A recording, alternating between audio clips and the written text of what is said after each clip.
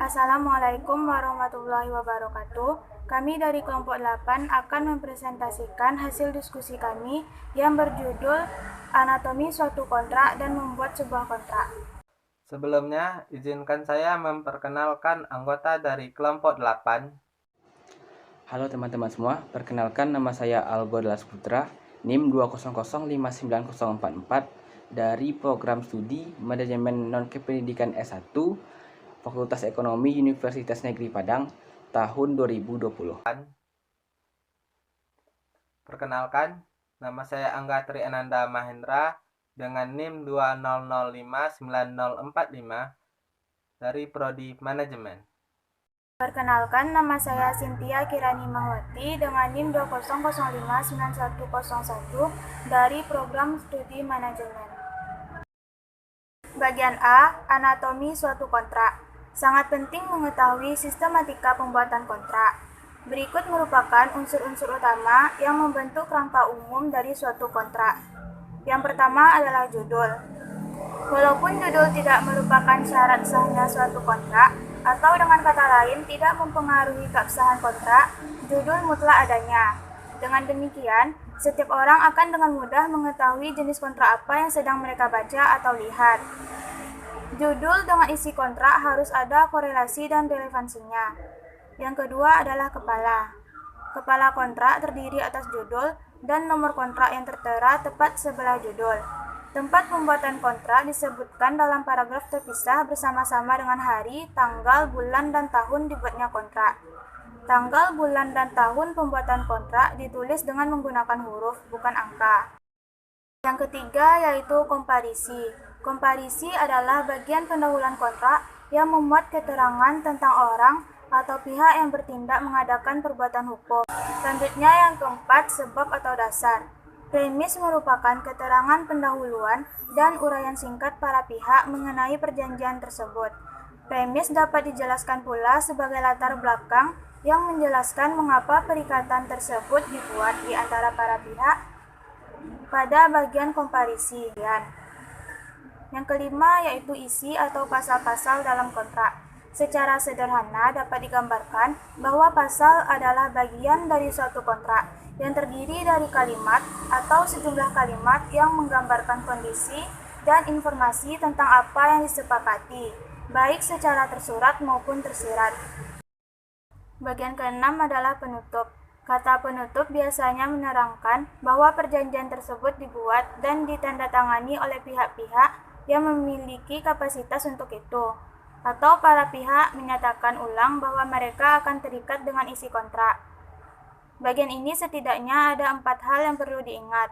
Yang pertama, sebagai suatu penekanan bahwa kontrak ini adalah alat bukti, harus ditegaskan bahwa surat perjanjian yang dibuat merupakan alat bukti yang dapat dipergunakan di kemudian hari jika terjadi konflik. Yang kedua, sebagai bagian yang menyebutkan tempat pembuatan dan penandatanganan kontrak. Yang ketiga, sebagai ruang untuk menyebutkan saksi-saksi dalam kontrak. Yang keempat, sebagai ruang untuk menempatkan tanda tangan para pihak yang berkontrak. Bagian terakhir adalah tanda tangan. Ruang penempatan tanda tangan adalah tempat pihak-pihak menandatangani perjanjian atau kontrak dengan menyebutkan nama pihak yang terlibat dalam kontrak, nama jelas orang yang menandatangani, dan jabatan dari orang yang menandatangani. Materi selanjutnya yaitu tahap-tahap dalam penyusunan kontrak bisnis yang ideal dan sistematis. Di antaranya adalah sebagai berikut. 1. Tahapan prakontraktual.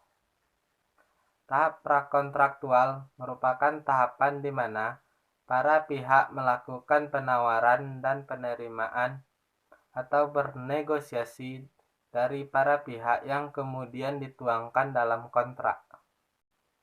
Kedua, tahapan kontraktual.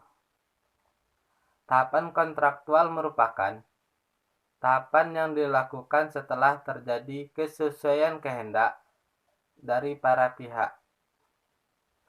Tahapan ini meliputi menuangkan butir-butir kesepakatan para pihak pada draft kontrak, analisis draft kontrak, finalisasi draft kontrak yang dapat berupa kontrak di bawah tangan maupun otentik, dan penandatanganan kontrak. Ketiga, tahapan pasca kontraktual. Tahapan pasca kontraktual merupakan tahapan pelaksanaan perjanjian dan penyelesaian jika timbul sengketa. Pelaksanaan perjanjian ini merupakan suatu akibat hukum dari perjanjian yang telah disepakati dan memenuhi syarat sah perjanjian sebagaimana tercantum dalam pasal 120 KUHP Perdata. Berdasarkan pasal 1320 KUHP Perdata, perjanjian yang sah adalah perjanjian yang memenuhi syarat sebagai berikut: kesepakatan, kecakapan, objek tertentu, dan causa halal. Baiklah, saya akan mempresentasikan materi tentang berakhirnya sebuah kontrak.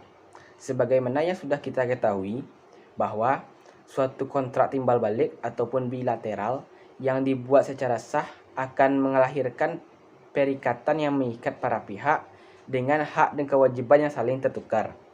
Lazimnya, pelaksanaan prestasi tersebut dapat menghapus perikatan itu sendiri. Dari buku ketiga BW, dalam bab keempat menjelaskan tentang hal-hal yang dapat menyebabkan terhapusnya sebuah perikatan yang diatur dalam pasal 1381 BW, yaitu hal-hal tersebut adalah: pertama, karena pembayaran; yang kedua, karena penawaran pembayaran tunai yang diikuti dengan penyimpanan atau penitipan; yang ketiga, karena pembaharuan utang; yang keempat, karena perjumpaan utang atau kompensasi; yang kelima, karena percampuran utang; yang keenam, karena pembebasan utang; yang ketujuh, karena musnahnya barang yang terutang; yang kedelapan, karena kebatalan atau pembatalan; yang kesembilan, karena berlakunya suatu syarat pembatalan; yang ke-10, karena lewatnya waktu. Nah, dalam hal-hal yang dijelaskan dari pasal 1381 BW ini, kita dapat menarik kesimpulan tentang 3 hal yang menentukan berakhirnya suatu perikatan. Yang pertama, ditentukan oleh satu pihak tertentu; yang kedua, karena persetujuan kedua belah pihak; dan ketiga itu karena syarat dan prasyarat yang terdapat dalam sebuah kontrak tersebut. Menurut R. Setiawan, menjelaskan tentang hal-hal yang dapat terhapusnya sebuah perjanjian. Hal-hal tersebut yaitu karena satu, suatu perjanjian yang ditentukan oleh para pihak; yang kedua, karena perjanjian pembatalan yang ditentukan oleh para pihak; yang ketiga, karena para pihak atau undang-undang dapat menentukan jika suatu peristiwa tertentu terjadi maka perjanjian dapat dihapuskan; yang keempat, karena tujuan telah tercapai; dan yang kelima, karena perjanjian para pihak atau heroping.